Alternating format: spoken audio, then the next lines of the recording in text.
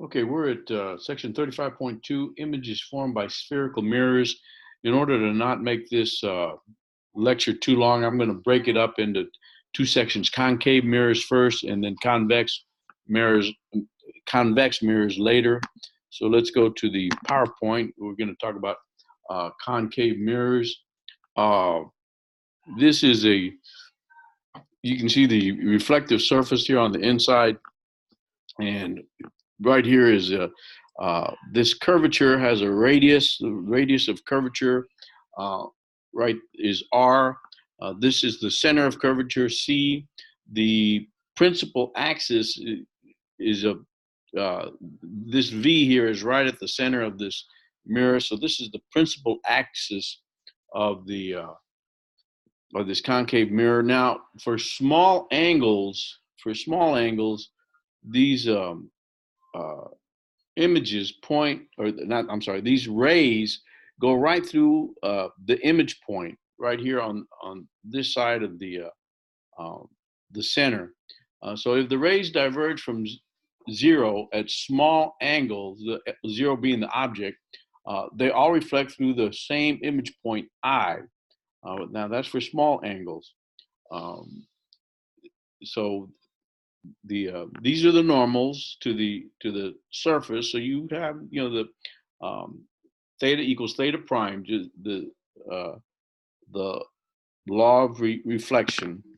And okay, now for large angles, you'll see that okay, for the small angles. This is uh, the image point, but you can see for large angles, they meet actually at a different spot. So the reflected rays intersect at different points on the principal axis. So the larger that these angles get, you start getting blurred images. But for small angles, they'll meet right here at the image point.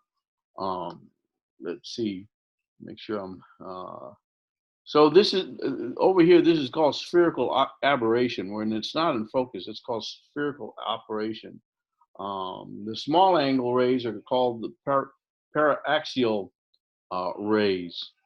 Um, Now let's get into the uh, construction of these rays. You can see that we have an object here. That's that gray H, and we create the reflected image, the image by uh, tracing um, two rays. We have this ray going from the top to the mirror and coming back. Theta equals theta prime. Here they just show it as theta because it's the same angle.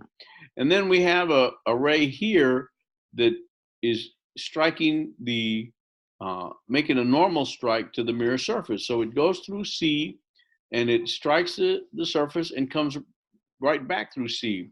And so you can see this H here is reflected, and the image is this H prime over here. Now, if we look at this uh, this triangle here, what they call they call it the red.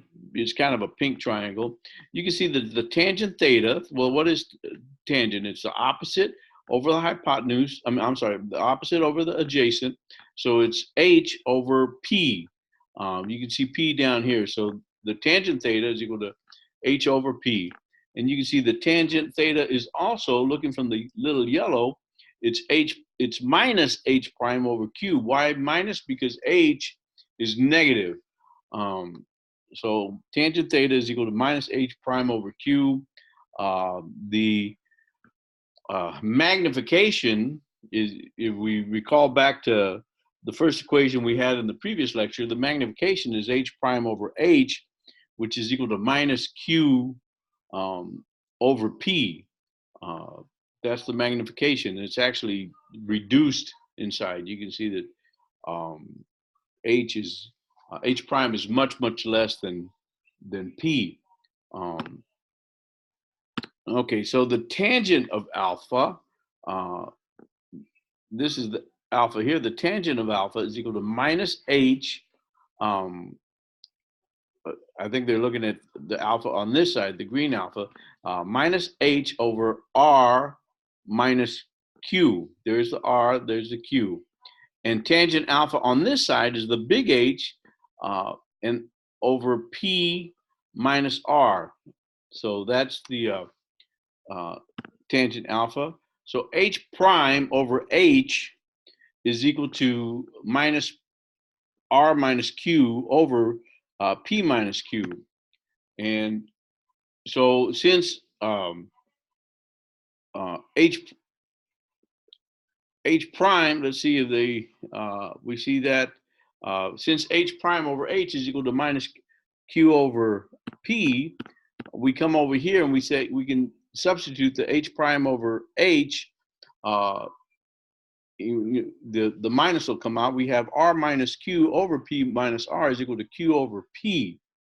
And they say with a little bit of algebraic manipulation, you get this 1 over P plus 1 over Q equals 2R. So if you don't know, you can try this.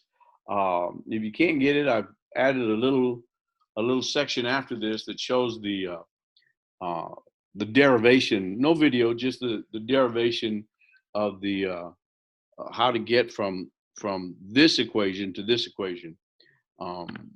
Okay, now when the this is that same equation, the 1 over P plus 1 over Q equals 2R.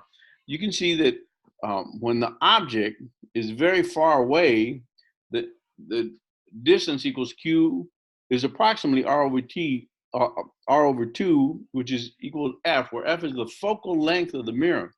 So you can see as P grows, this 1 over 1 over 2 is 1/2. When you start getting 1 over 100, that's 0.01. 1 over 1,000 is 0.001. You can see that it as P grows, this becomes small, and so Q 1 over Q equals 2 over is approximately 2 over R. So Q is equal to R over 2, and so R over 2 is called the focal length of the mirror. So that's what I have here is as P approaches infinity, 1 over Q is equal to 2 over R, Q is equal to R over 2, and the focal length is equal to R over 2. So we have what is called the mirror equation.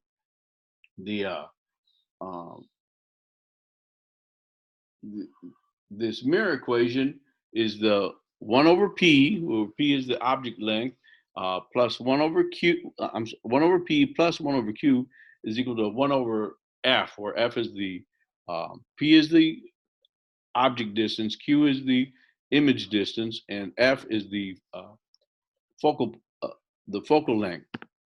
Now, the practical application to this, here all of these parallel rays meeting at a focal point. Here's an image of a satellite dish. So the electromagnetic waves come into the satellite dish, and they all meet at this point.